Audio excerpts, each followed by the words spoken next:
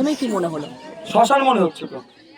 এখানে মানুষজন যে প্রাণে বেঁচেছে, কারো দুর্ঘটনা ঘটেনি, এটা সৃষ্টিকর্তার কাছে লাখো শুকরিয়া যে মানুষ প্রাণে বেঁচে গিয়েছে, কিন্তু আর কিছু নাই, ধ্বংস হয়ে গিয়েছে। এই মুহূর্তে সরকারের কাজ হবে অন্তত এদেরকে একটা অস্থায়ী ত্রাণ শিবির করে যতদিন না পর্যন্ত এই বিষয় এটা রিকভারি হচ্ছে, সরকার তাদেরকে পাশে থাকা, সহযোগিতা করা। কিন্তু সরকার তো পুনর্বাসন দেবে না বলছে।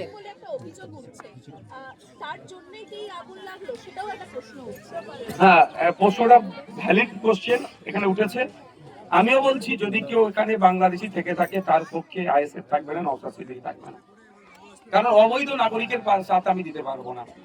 আমি মনে করি এখানে বৈধ নাগরিক আছে, এরপরে যদি অবৈধ নাগরিক থেকে থাকে তাহলে কাজ হবে এখানকার যারা সুবুদ্ধি সম্পূর্ণ মানুষ, লোকাল প্রশাসনকে জানানো।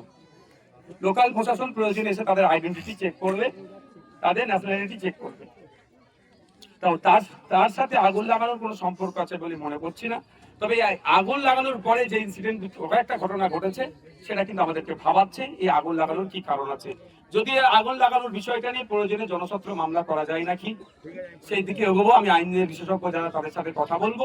তবে আমাকে দুটো বিষয় খুব ভাবিয়েছে। একটা হচ্ছে অদূরই ফায়ার স্টেশন আছে, কিন্তু প্রায় 1 ঘন্টা পরে ফায়ার ব্রিগেডের গাড়ি এসেছে।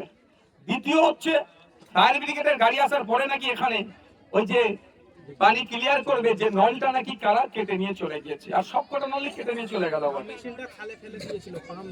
পাম্প মেশিনটা নাকি খালে ফেলে দিয়েছিল আর নলগুলো কেটে নিয়ে চলে গেছে। তাহলে ভয়ঙ্কর অভিযোগ, এটা তদন্ত সাপেক্ষ, তদন্ত হওয়া দরকার এর পেছনে রহস্যটা কি।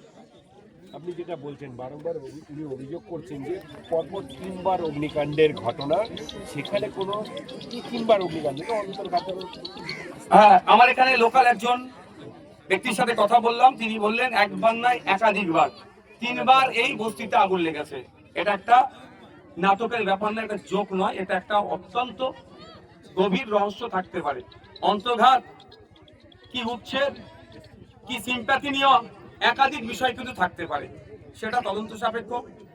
তবে যেটাই হোক না কেন, যদি ইচ্ছাকৃত ভাবে এই আগুন কেউ লাগিয়ে থাকে সে কিন্তু ছাড় পাবে না, সে সিম্প্যাথি নেওয়ার জন্য হোক আর অন্তর্ঘাতের কারণে হোক বা উচ্ছেদের কারণে হোক। আমি 3টে বিষয় বলছি।